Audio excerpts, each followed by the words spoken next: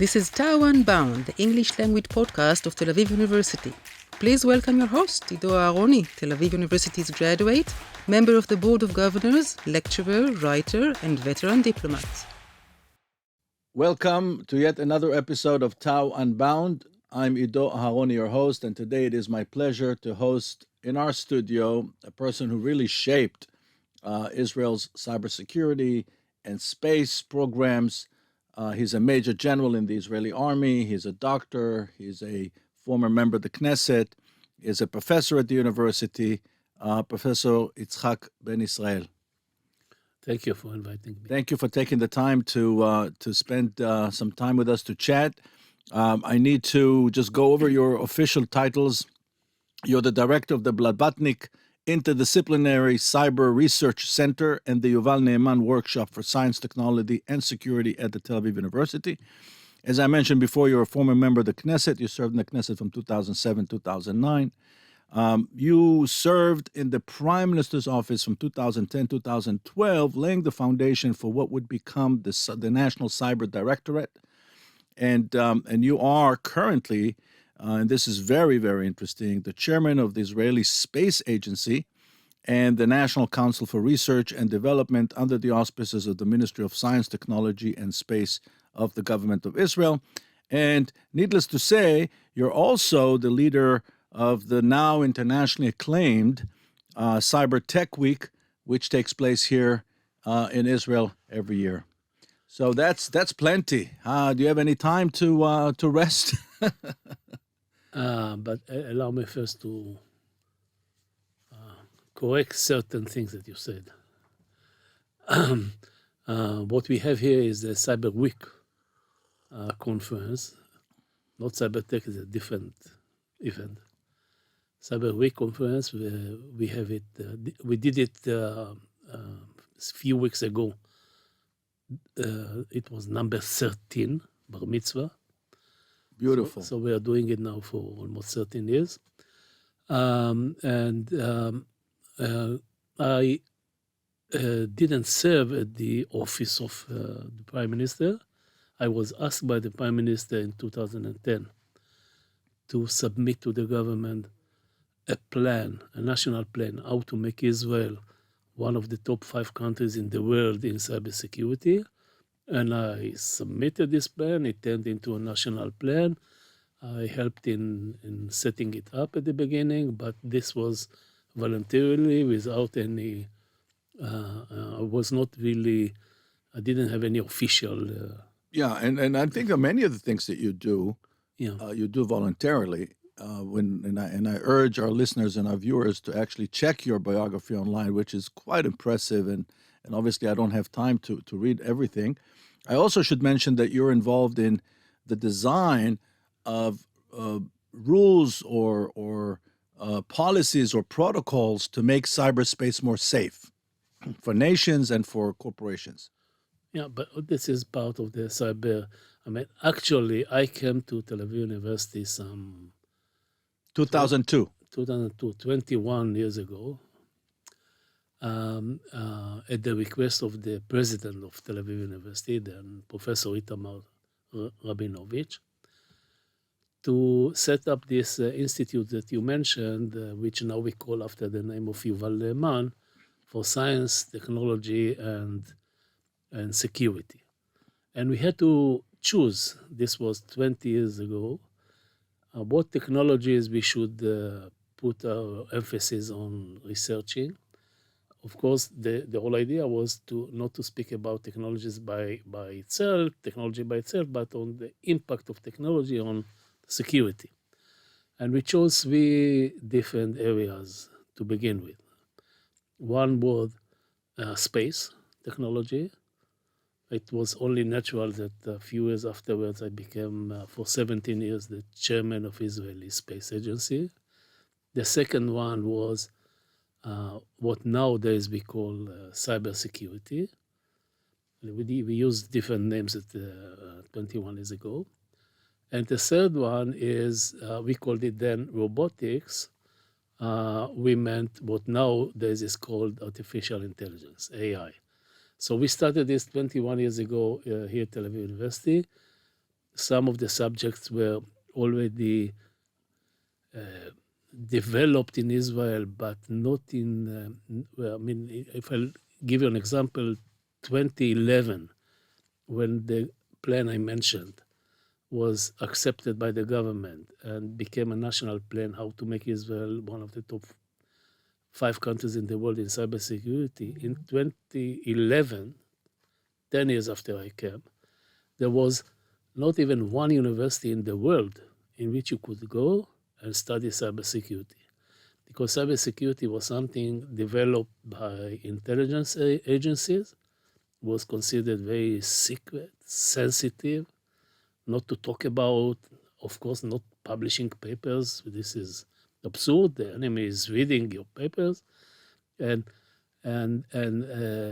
therefore, when we started dealing with it in 2001, I mean, 10 years before that, it was quite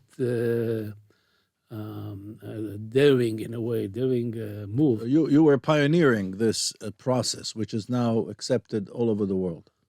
Yeah, I always say that Israel may not invented the technology, because major countries in the world started to look at what nowadays we call cybersecurity at the 80s. I'm speaking about 1980s, for the very simple reason that computers every year and a half becomes more or less half the size, double the power of computation. This is what we call Moore's law, after Gordon Moore, who observed it in 1965, 5 years after the first chip built from transistors, from silicon, was ever built. And because of this, people started to store information in computers at the 80s. Now, if you are an intelligence service and your mission in life is to get the information from the other side, you have to find a way to hack into those computers to take the information out of it. And so intelligence services started being interested in developing the technology that nowadays we call cyber technology in the 80s. And I should mention that during that time, you got your PhD in 1988 from here, but before that, you served in the Israeli Air Force, in technology, developing weapon system. And so you're closely related to the military side of it, and you also sat on the board of the Israel aviation industry. My personal involvement in cybersecurity, when I was still wearing uniforms, started seriously in 1993. I initiated the first cyber unit of the IDF, of Israeli Defense Forces. But this was secret, not told to anyone. But Israel was the first country in the world, is not, as I say, not to start developing this technology, but the first one to come out of the closet. I mean, the plan that I've submitted to the government, the main idea was to make it legitimate occupation for every field of our life. I told you that there was not one university on the globe that you could go and study cybersecurity. One of my recommendations in this plan was that every university in Israel will have a cyber research center. Every university in Israel will teach cybersecurity and give degrees in cybersecurity. And this is not only this. We ask ourselves, okay, where do the students come from? Usually in a normal country, they come from high school, but no one in high school ever heard, I'm speaking now about 2011, okay, ever heard about cybersecurity. We still have in Israel, at the end of high school, something we call matriculation examination. The subjects, some of them are obligatory, some of them you can choose from a small list. You can always choose the level. And we added to these subjects, we added cybersecurity. So today, every high school student in Israel who is interested in computers and cybersecurity the school has to teach him and to prepare him for this matriculation examination. In Israel, in between high school and university, there is another kind of school, which is the military service, because we have a compulsory service for every 18-year-old boys and girls. And as I told you before, we, like other countries in the world, had already military cyber units acting mainly for intelligence, not only for intelligence, but also to use the technology in order to cause physical damage to some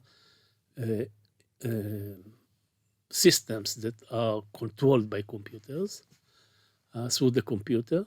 And now we created a system in which the military can look at the marks of high school students, sort the right ones, have them when they are 18, then they have to go to a military service, send them to the units that are dealing with cyber technology, and later on they finish, they go many times, most of the times to the university, sometimes directly to the industry, sometimes they mix it.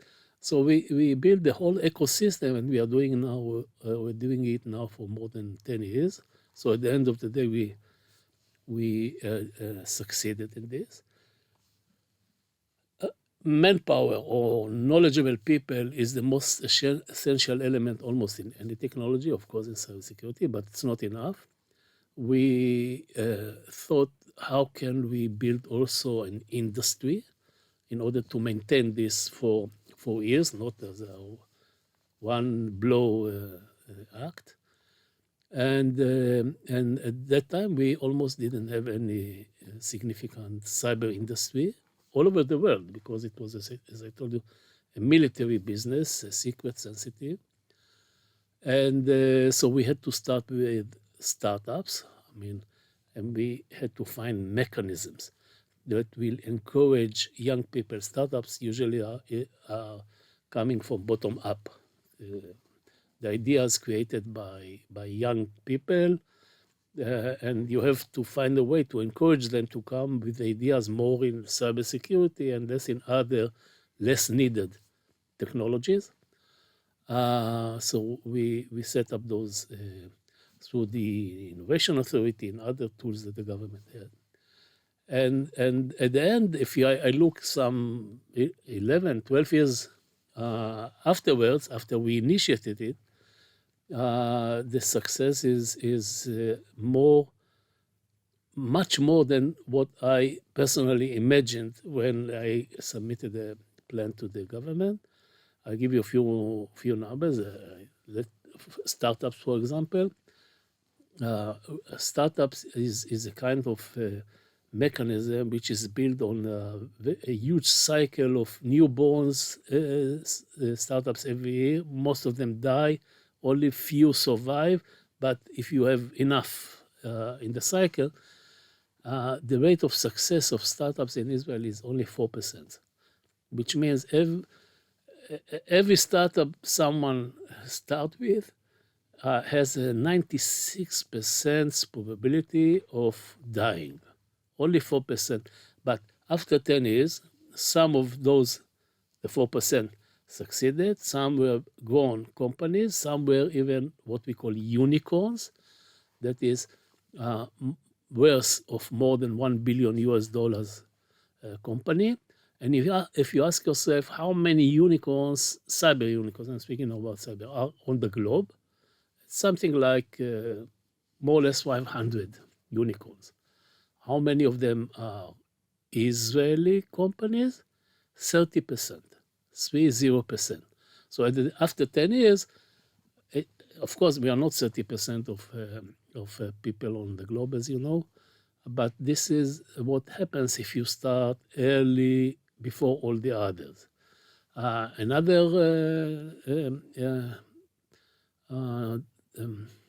interesting data is, for example, the investment in cybersecurity. Okay, you take investment usually comes either from governments or from the business sector. Government's data are very hard to put your hands on. So I'll speak only about the business sector investment. You can ask yourself how much money is invested by business sector all over the globe.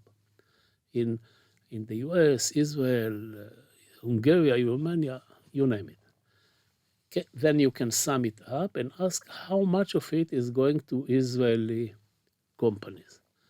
When I submitted my report 2010-11, I wrote that we can have some maybe 5% of the investment, and in 2018 we raised the toes because the 18%. I mean, 2018, 18% of all investment globally in cybersecurity went to Israeli companies. 2019, it raised up to 21%. 2020, 31%. 2021, 44%. Which means number one in the list, which means that more dollars, I'm speaking about absolute dollars, not per capita or something like this, more dollars went or were invested by global business sector in cyber security in Israel than in the US. Okay. Unfortunately, this stopped because we have some chaotic process today in Israel, which is some people call juridical reform or revolution, and it's an age of uncertainty. I hope we will overcome it. Yeah, investors don't like uncertainty. Yeah. But these were the numbers until at least half a year ago, until the first That's a stunning success. That's a stunning success. We try to repeat it in AI, in artificial intelligence. I mean, we were one of I think maybe the first country in the world which used artificial intelligence in cybersecurity. The idea was very simple. It was a reaction to what Snowden exposed in the US. Let's say we want to protect our networks, okay, and we want to clean the networks. Maybe we should just tell our viewers and our listeners. Professor Ben Israel is talking about Edward Snowden, was the American subcontractor who leaked over 1 million documents. And what he exposed in this was one of the things he exposed was about the way the NSA in the US protected the networks, the American communication networks. Let's say we look at the network and we would like to clean it from malware, from what people call viruses, okay? How do you detect a virus? The classical way was to take every series of bits running from one node to another node of the network, decode it, go down to the level of content, and look if there is a malware there, a signature of a malware. If not, you ignore it. If yes, you do something against it. But by doing it, the NSA actually read all the messages sent from one people to another people or something like this, and mainly of American citizens. We are not speaking here about the enemy, the bad guys, and nothing like this, but your own citizens. So we wanted to solve this problem, and the solution we found here in Israel was to take a computer, looking at the traffic of all those bits, and detecting suspicious series of bits, suspicious of carrying viruses, not by going to the level of content, we wanted to avoid it, but by the behavior of the series of bits.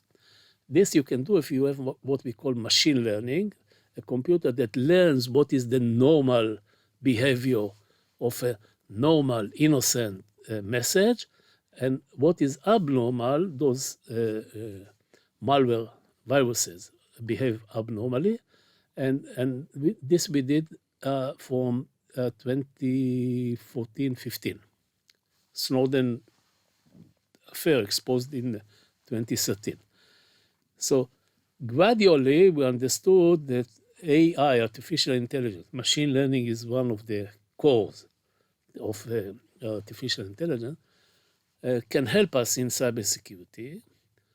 Then the bad guys, they found that we use machines to protect our networks, and they started using artificial intelligent machines from their side to learn how our machines are detecting what is normal and abnormal and to deceive our machines. So we have now AI vs AI, and this will go forever. And therefore AI gradually, a lot of AI technology is merged into cybersecurity. Let's talk about the bad guys for a second. Would it be accurate to say that the bad guys, at the end of the day, don't have a chance against governments like the American government, the British government, Israeli government, that have tremendous capacity to innovate and always come up with a solution? Would that be accurate to say? At the end of the day. I agree that governments are much more powerful than small groups, but it's not really accurate because the bad guys will always attack only your weak points. They will not attack anything. I mean, and you don't know. You don't know. And whatever you do, you will always have weak points. You cannot really block every crack in the wall if you don't know even where the crack is, etc., etc.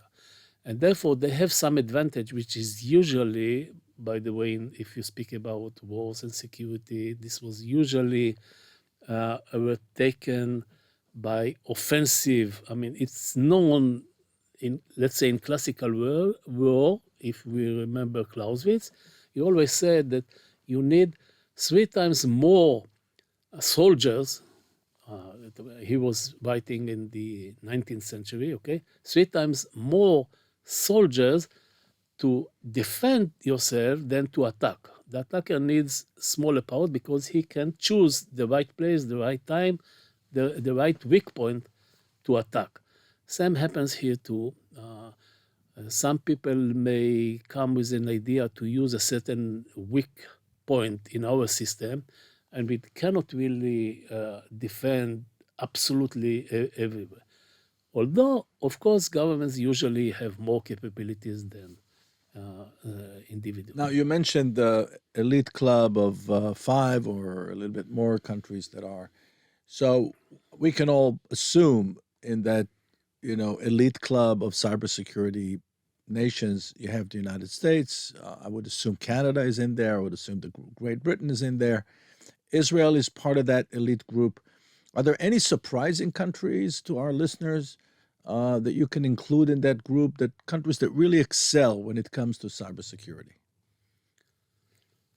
No, well, I wouldn't say a surprise. I mean, you can add to the list that you mentioned also China, of course, and Russia, the UK.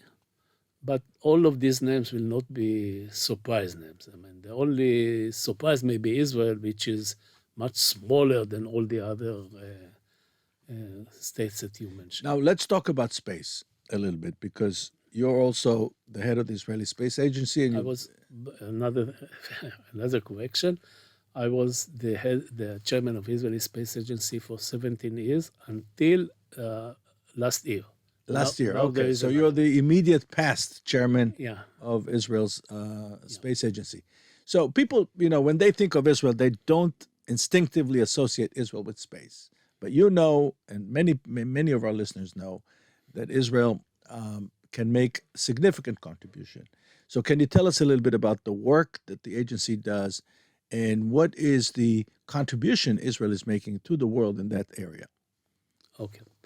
Now, when we decided to go seriously into space technology, This was like, as it happened, by the way, in Russia or Soviet Union, to be more accurate, and the US, etc. At the beginning, it was because of defense, not because of science or technology or something like that. It was related to defense, Cold War, etc. We all remember these stories. In our case, it was defense, but almost the other way around. I mean, because we started seriously looking and developing into space technology after we signed the first peace agreement with Egypt in the Camp David Accord in 1980, more or less. Okay, 1980. The cornerstone of this agreement between us and Egypt, after many years of war, continuous war between the two states, the cornerstone was that we will evacuate Sinai Peninsula, and the Egyptians will never militarize it. I mean, will never put a significant military force in this half island. Now, how do you check it? I mean, this was after dozens of years of war, not really, no real trust between the two sides, and we wanted to check, to verify that the Egyptians are not putting military force in the Sinai. Until that moment, we could always send our reconnaissance aircraft, take photograph, and verify it. But now we have peace with Egypt. Sending your aircraft over the border to the other side is not something states in peace are doing. Okay, so the only way to solve it was to use reconnaissance satellites. And the same Prime Minister Menachem Begin, who signed the peace agreement with Egypt, decided to initiate a new program to build reconnaissance satellites. Now, this time, this was the beginning of the 80s. The only countries in the world which had do something in space, okay, were, of course, the Soviet Union, US, China, India, and Japan. The Europeans started at the beginning. Britain started to do it, and then France started to do it, and then they came to the conclusion that France alone or Britain alone are too small for such a mission, such a task, and they united and formed a European Space Agency, ESA. And so the Europeans acted, until today, they act as one. Which is based in the Netherlands. Which is, it's the headquarters, but it's dispersed between all those. Now, we were number 7 in the world. The next one to us was Japan with 120 million people, and the rest were bigger, much bigger. And people didn't believe that a small country like this can do it. And we had a unique problem that no one had. Because, if you want to launch a satellite, Earth is rotating around its axis, and it's rotating from west to east. You want to launch a satellite, that is, you have to give the satellite enough speed not to fall down, okay? And usually you do it, you gain some speed if you do it with the rotation of Earth. So when you launch it from west to the east. But we cannot launch something eastern because there are countries there, hostile countries or sometimes friendly countries, and the rocket that carries the satellite is usually has many stages. They will fall on the head of these countries. They cannot do. The only way we can launch our satellites is against the rotation of Earth, is into the Middle East, that is to the west, which means we lose a lot of energy. So we had to solve this. it took us almost 10 years how do you solve it? You cannot build a small telescope because the size of the telescope is determined by the resolution you want to achieve, okay? And a small telescope, small resolution. Big telescope, the resolution becomes better and better. And therefore, we had to find materials that will make our satellites less heavy, make them lighter and lighter, okay? You cannot, for example, you need a telescope. Telescope need lenses. The diameter is determined by the resolution you want. You take, lens cannot be very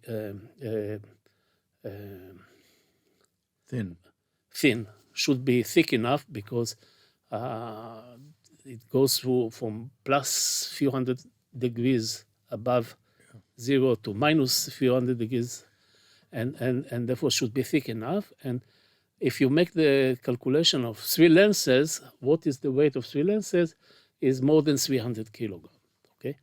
We built our satellite. The total weight of the satellite, the first satellite we built, the total weight, including the lenses, the telescope, all the systems, electronics, communication, everything, the total weight was 250 kilograms, which means we found other material that do the same work, but different from the regular materials. And when we launched our first satellite, the only satellite in the world that had a similar resolution to our satellite was an American satellite which weighed 4 tons, 4,000 kilograms compared to 250 of our satellite. And today we're launching many nano satellites. Yeah, today, because of the Moore's law that I mentioned, because technology becomes lighter, cheaper, smaller, everything, because of the computers. Because of this, there is a general trend, not only, when we began it in Israel, we were the only one to invest in those directions. But fortunately, the whole world is realizing you do something lighter, you also pay less for doing it. There is always a number, how much you have to pay for putting 1 kilogram in space, okay? And the more kilograms you have, the more you pay. And we didn't do it for commercial, for economic reasons, but for, as I told you, because of the constraints we had. But we found we have a kind of economical asset. And so we started developing it. The whole world now is going in this direction. This is what we call the new space trend. We are not yet there. Most of the activity is still done by governments and big, huge companies, not small ones. But we are in the front of developing those technologies. Now, when we speak about space at the beginning was, as I said, started by Ministry of Defense, and my last duty as, my last 10 years in the Ministry of, I was for 10 years wearing uniform. As a general, I was in charge of the R&D, the research and development, first of the IDF, Israeli Defense Forces, and then of the Ministry of Defense. And then I was in charge of the defense space program, among other things. So it was only natural that after I retired, I became the chairman of Israeli Space Agency, which is shares the development between the defense and, we do, the Israeli Space Agency is doing all the other non-defense space activities. That is starting from industry and going to communication satellites and science and technology. The first non-defense satellite we launched, now I'm speaking about non-defense, okay, was a joint program between us and France for it's a satellite that was launched to what we call low Earth orbit, more or less 500 kilometers above Earth. But looking again, it's kind of reconnaissance satellites, but looking not through a regular normal telescope, but through something which we call multispectral telescope, looking and being able to detect certain wavelengths that are typical for pollution. The goal of it was to study and give scientific data, collect scientific data on pollutions of seas, rivers, water. Then we enlarged it to the mission to monitor in a way agriculture, because you can once you can detect certain ingredients that you don't see with your bare eyes, then you can tell about what if this field may have not enough water, the other one may have too much water, etc., etc. So you can use it for the sake of monitoring agriculture.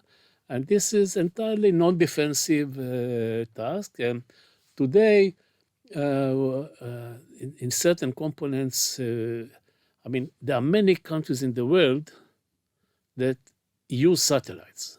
I mean, usually the satellites are produced by less than 10 countries in the world. But there are some 100 and more countries which buy from these 10 countries satellites.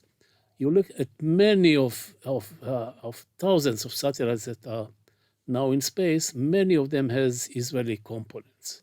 Okay, you have a rover, a kind of a vehicle going on Mars, Curiosity. It has a subsystem. In this case, it's cooling the spectrometer in this rover, which was made in a kibbutz in Israel. Okay, you look at there was Japan landed kind of lander satellite on a meteorite 3 years ago. The computer was built by Israeli company.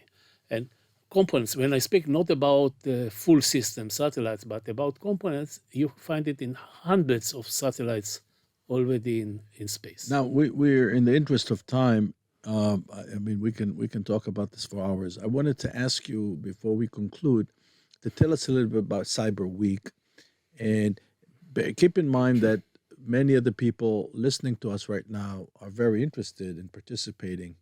And so tell us about this just ended, next year's plan. Okay. Like the name of the Cyber Research Center here at Tel Aviv University, which I direct, it is interdisciplinary in the right sense. When I say interdisciplinary, I mean not combining only the discipline of engineering and computer science. I mean, this is also interdisciplinary, but very closed disciplines. I speak about other issues, okay? Let's say I would like to do something in cyber technology, and for this I would like to tempt you to give me, you are the user, I would like to tempt you to give me your password, okay? I need to know something about the psychology of the user. Certain things I can do technically, but are not allowed by law. So I have to take into considerations legal issues. If we speak about social networks, it's not enough to speak about psychology of the user, but about mass psychology, business considerations. I mean, when I say cyber security, first thing jumping to our mind is some technology, but this is wrong. I mean, it is true that we are now living on the 21st century. It is true that in this century, every problem we have, we tend to solve with technology. but we usually forget the problem is not really purely technological. Problem usually comes from social issues, Humans, etc., etc. So we believe that you cannot really understand the problem if you don't combine multidisciplines to understand it. Legal, I mean, if you look at we have at the Cyber Research Center of Tel Aviv University, we have something like 250 researchers. It's a big one. Some 60 of them are professors, the rest are postdocs, PhD students, etc. You look at some 2/3 come from the technological disciplines, computer science, mathematics, 2/3 of the researchers, engineering, but 1/3 come from the School of Law, business school, this Department of Psychology, Economy, and business, etc. I mean, and we work together. I mean, the research is done by mixed groups. Now, who's invited to the Cyber Week? Now, the same with the Cyber Week is a conference. Same approach. I mean, it is interdisciplinary. Not only scientists and technologists, but decision makers. People who work on regulation and industry, of course. Okay, and we had in the last event we did a few weeks ago, 11,000 people. 11,000, and I remind you, it's a conference. It's not an exhibition. I mean, people, you come to the campus. We do it on the campus of Tel Aviv University. You see people sitting in rooms and talk. No, it's not an exhibition. 11,000 people coming from 99 countries. It's a huge number. Some 400 speakers, half of them foreigners, the other half Israelis, and all communities, as I told you, governments, Incredible, etc. So with that, I'd like to end our conversation because we're running out of time, and really thank you for educating us about this, and to end with really an invitation, really, to our friends all over the world to come and participate in this amazing event. 11,000 people, 400 speakers. Last week of next June. It's the last week of June of 2024. And to all of our friends, goodbye from Tel Aviv until we see you again. Bye-bye. This is Taiwan Bound, the English language podcast of Tel Aviv University. Please welcome your host, Ido Aharoni, Tel Aviv University's graduate, member of the Board of Governors, lecturer, writer, and veteran diplomat.